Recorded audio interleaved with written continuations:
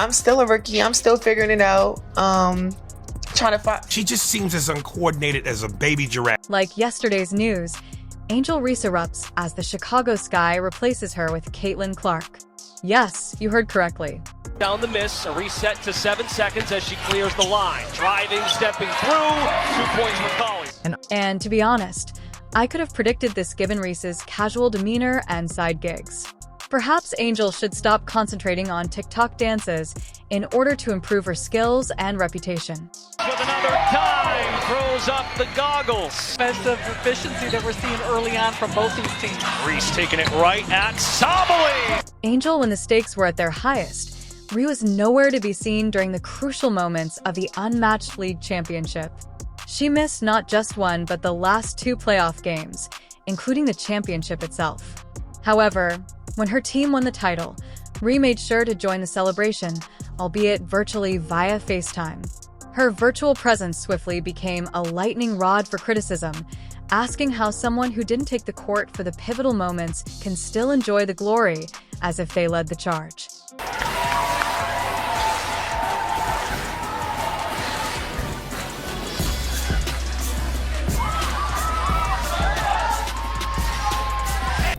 To ensure the triumph, her teammates shed tears, sweat, and blood. Critics were eager to jump in and cast doubt on the sincerity of Rhee's contributions as she confidently claimed her fair part of the limelight. 58 points from the starting lineup, 19 for Stevens, and Brittany Sykes with a new unrivaled season high comes in the championship game with 21. Rhee has extraordinary skill, no doubt. But does that justify her absence when it counts most? Would A'ja Wilson and Caitlyn Clark have received the same amount of sympathy, or would they have been dragged through the dirt for the same thing if they had committed the same stunt? Athletes being unapologetic. Yeah, the reason why we watching women's basketball is not just because of one person, it's because of me too, and I want y'all to realize that. In the meantime, Caitlyn Clark is redefining what it means to be the best in women's basketball. Her steady on-court performances demonstrate her commitment, so it's no surprise that she's being acclaimed as the sport's new face. Speaking of United Center, it'll also play host to a pair of WNBA games for the first time this season. The Sky announcing their matchups, hosting the Indiana Fever will be moved from Wintrust to the UC, has about double the capacity, so more tickets available to watch. Clark, in contrast to Rhee, doesn't require constructed tales. Her deeds are sufficient to win the admiration of both critics and admirers. In addition to earning her praise, her capacity to perform well under duress has drawn the interest of teams like the Chicago Sky, who view her as a key player for the future. Announcing the top 10 most influential athletes right now. These athletes are reshaping culture. Caitlyn Clark, check. Breaking records. Caitlyn Clark, check. The Chicago Sky's choice to concentrate on Clark has only fueled the flames. This move wasn't merely about skill. Rather, it was a clear declaration that Clark exemplifies the traits the team values.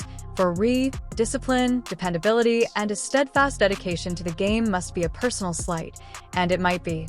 So what looks like the Chicago Sky have finally done what we've been asking for, which was to schedule the games against the Fever at the United Center. And also, in case you weren't already aware, the United Center is the biggest basketball arena in the country. Sky's selection reveals a stark difference between the two players. One always turns up when it counts, while the other appears to rely largely on her notoriety and support from the media. So I'm like, cool. Like, the pressure is not even on me because I'm drafted 7, so the pressure shouldn't be up there. So I'm like, all right, cool. I can just hoop. Another piece of this puzzle is Reese's media narrative. While headlines hailed her as a major contributor to the triumph, many fans and experts couldn't help but believe that the narrative didn't align with reality. The press around her championship victory has been nothing short of spectacular. So my whole thing was like, when I got drafted, number 7. So I'm like, cool. Like, the pressure is not even on me because I'm drafted 7, so the pressure shouldn't be up there. So I'm like, all right, cool. I can just. How is it possible for someone who missed the pivotal moments of a championship to have so overwhelmingly positive feedback? Fans quickly noticed that the media's attempts to highlight Reese's participation despite her absence felt forced. Angel Reese is a champion. in the unrivaled 3-on-3 Gus Macker Pickup Basketball League founded this year. The gap between perception and reality has only widened as a result of this. Reese's detractors claim that her absence disregarded her teammates, who led the team to victory. Without her, the FaceTime celebration turned into a symbol of misaligned priorities, leading many to wonder if she is more concerned with upholding her public persona than helping her team. I need to get in the field. You need to come to the meetings. I gotta get in the meetings because I'm hearing like, yeah, they don't give us, if y'all don't give us what we want, like, we sitting out. In sharp contrast to Reese's style, which frequently seems overtaken by drama and spectacle, Caitlyn Clark rises above the commotion and concentrates on the game. If this is a top 10 list, then sitting on the top of that list. And that leads us to the more important question. Is Angel Reese being overshadowed by her peers due to her media narrative, rather than a lack of skill? Her absence from the championship games and the backlash that followed reveal a growing frustration among fans and analysts, while Clark's steady ascent driven by her own merits further solidifies her position as the future of women's basketball. Yeah, the reason why we watching women's basketball is not just because of one person, it's because of me too, and I want y'all to realize that. In many respects, the Chicago Sky's preference for Clark over Reese feels like a tipping point. It's not just about one player being picked over another. Rather, it's a reflection of how the sport is changing and how teams are giving preference to players who exhibit commitment, responsibility, and an unwavering will to succeed. For Reese, this could be a wake-up call to reconsider her strategy before it's too late. Than to leave free money on the table when the face card comes to town. Yeah, man, because we remember last time Caitlyn Clark was there, bro, the arena erupted. Caitlyn Clark is going through a phase. Although she has plenty of statistics and highlights, Clark would be putting her flag firmly in the middle and announcing herself as queen if women's basketball were a kingdom. In all honesty, she has earned it. Well, what I do realize is that as of right now, no other Chicago Sky game have been moved to the United Center, except for one, Indiana Fever. And the only reason Chicago Sky has to reserve the biggest basketball arena in the United States is because of her consistency, grit, and leadership style, which transforms good teams into great ones. Every time she takes the court, you can see her focus, as if she's running on pure determination and maybe a little caffeine. Coaches are frantically trying to find someone who can contain her. Seems the Chicago Sky have had to move 2 of their home games to a larger facility, a larger basketball facility. And that's precisely why the Chicago Sky, a team known for its astute moves, are aiming for her. This isn't a casual flirtation. Rather, it's a deliberate change in focus. In Clark, the Sky sees a player who can anchor their team for years to come. She's not just dependable. She's a game share, the kind of athlete who can elevate an entire roster by sheer willpower. And let's face it, this isn't just about basketball.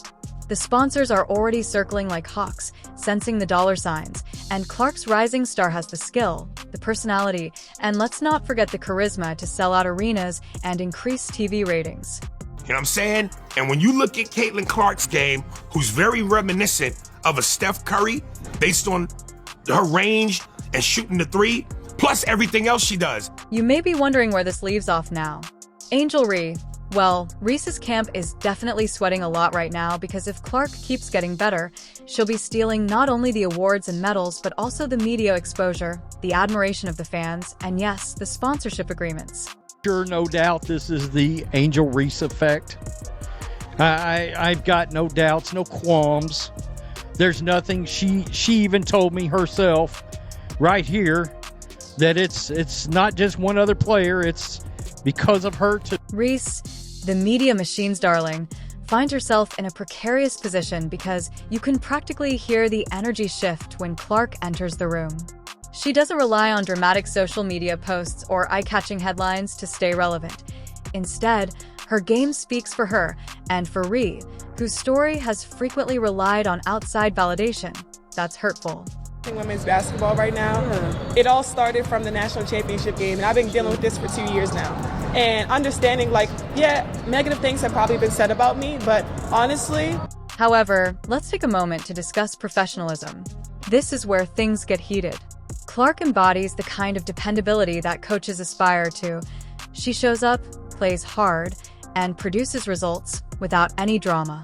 No headlines casting doubt on her dedication, and no phoning into championship festivities. Successful women's tournament by the numbers. The most watched Elite Eight games, the most watched Final Four, which we're talking about millions of viewers.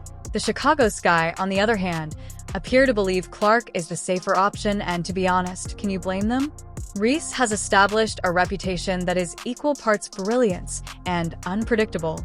Sure, she has the abilities, but can you rely on her when it counts most? She just seems as uncoordinated as a baby giraffe. Yeah, I mean, come on, man. It's like people go, well, you know, she averages the league. Let's change our focus now and discuss the media machine, a beast that has been putting in extra hours for Angel. While some of the buzz around her as a once-in-a-generation talent is well-deserved, most of it feels manufactured. SBSN and social media have essentially made her into a mythological character. Consider the Unmatched League Championship, where Reese's face was featured in the media despite missing the previous 2 playoff games, seemingly carrying her team to victory on her own. In contrast, Caitlyn Clark, who is breaking records and revolutionizing the sport, receives a small portion of the attention. Like, it's not just because of one person. A lot of us have done so much for this game, and Kennedy has been here before, obviously, but there are so many great players in this league that have deserved this for a really, really long time, and luckily, it's coming now. It's easy to understand why this irritates people. Did I end comparison? Reese's ascent occasionally feels like watching a skyscraper rise overnight. It's magnificent, no doubt, but you have to question how sturdy it is. Clark's growth feels natural, like watching a seed develop into a powerful oak tree. And you don't really get to be a dog and get to that platform where you get to bring a national title, the first one back to LSU, without having that type of mentality, that chip on your shoulder. And I feel like we have to let these young women be unapologetically themselves. And just looking at that, like, I'll take that. Fans are aware of this discrepancy, and the backlash has been rapid.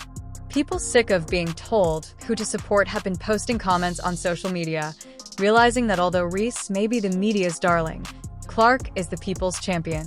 It ain't fucking racial, man. Stop trying to make it racial. It's about sports ability. And she's garbage in terms of coordination. And to be honest, this isn't just about basketball anymore. It's also about what we value in athletes.